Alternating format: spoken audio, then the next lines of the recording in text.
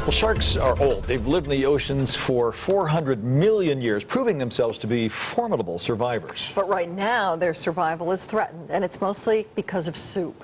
George Knapp of the I-Team is here with a report on the gruesome practice known as shark finning. You should try to find someone who will defend shark finning. You can't, because not the stores which sell the fins nor the restaurants that serve the soup. Shark fin soup is considered a status symbol in Asian cultures. But when we asked the local Asian Chamber of Commerce where it stands on the sales of shark fins here, the spokesperson told us she was unaware of any controversy about shark finning. It's illegal to import shark fins into this country, but in Las Vegas, it's easy to find this harvest of shame. Warning, some of these images are disturbing. You know, once you have spent time in the water with sharks, it's a whole new ballgame. They're inquisitive, they have their own unique personalities. They're incredible. Ocean wildlife experts, like those with the famed Sea Shepherds organization, look at sharks differently from those of us who still get goosebumps from the themed Jaws. New research shows that sharks are social, playful, have problem-solving skills, and are nothing like the ravenous monsters of the movies. But sharks will never be mistaken for big-eyed baby seals or even friendly dolphins, so there's been no public outrage about what surely constitutes a worldwide slaughter. About 100 million sharks a year are killed by humans. Shark populations have declined by 70 to 90% worldwide, depending on the species. 18 shark species are listed as endangered, and most of them are dying for one thing: soup.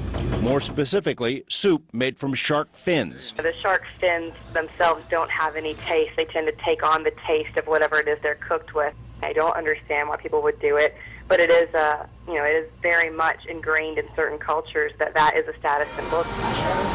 The booming Chinese economy has been bad news for sharks. It means shark fin soup is now affordable for the middle class. It's served at weddings and special occasions to impress clients or relatives.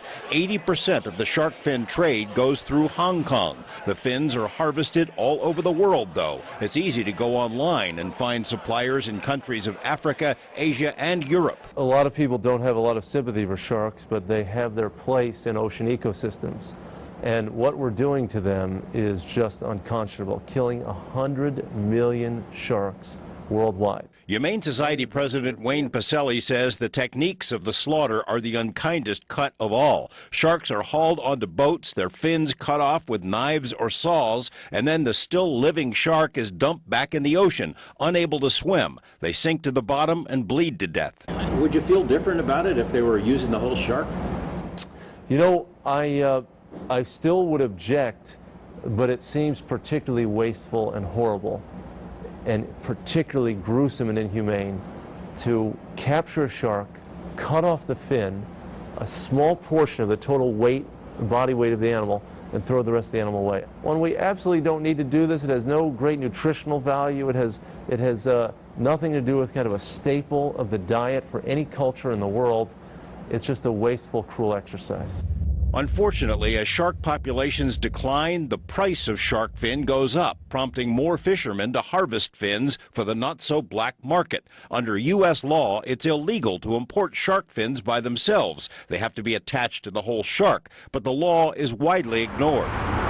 In the Chinatown section of Las Vegas, we found Chung Chau City, seemingly a clearinghouse for shark fins. Bag after bag lined the shelves, ranging in price from $158 a pound to more than $400 per pound. The inventory of this one store represents the loss of thousands of sharks. And at the ginseng market, animal activist Linda Faso found more of the same.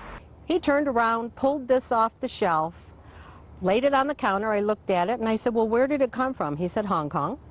It was $69 for this dried shark fin, and it feeds up to 10 people. For those on a budget, you can buy cans of the soup for $6 at Asian markets. It's commonly found in Asian restaurants and buffets. Sea Harbor at Caesar's Palace describes the soup as a delicacy. It's also been offered at the Wynn Buffet. Mandalay Bay removed the soup from its menus as a condition for setting up its Shark Reef attraction. The Venetian also barred its sale, but so many off-strip eateries serve it. Joyful House offers 5 different shark fin soups. Orchid's Garden and Harbor Palace both feature it as a specialty. There was nothing hidden about it. There's no shame involved here at all. It's It's just something that's got to stop. While shark fins have no nutritional value and no taste, they do pack a lot of mercury. So men who eat a lot of the soup can become sterile. Call it Jaws, the revenge. The only way this is going to change is for consumers to express themselves as they did with dolphin-safe tuna. Know what you're eating and how it's obtained. We have some additional resources on our website, including 2 lists of local businesses that sell this despicable stuff. Boy, any chance there's some sort of legislation that might kick in here? There is a bill that's stalled in Congress. It's called the Shark Preservation Act, which would close some of these loopholes that allow the importation of shark fins. But, you know, there are a lot of other larger priorities, so the bill's just sitting there. It will take an angry, vocal public to get that thing moving. And in January, the Sea Shepherds plan to launch this international media campaign called Operation Shark Friendly, so maybe that'll get the public riled up. Great story, George. Thanks. Thank you, George.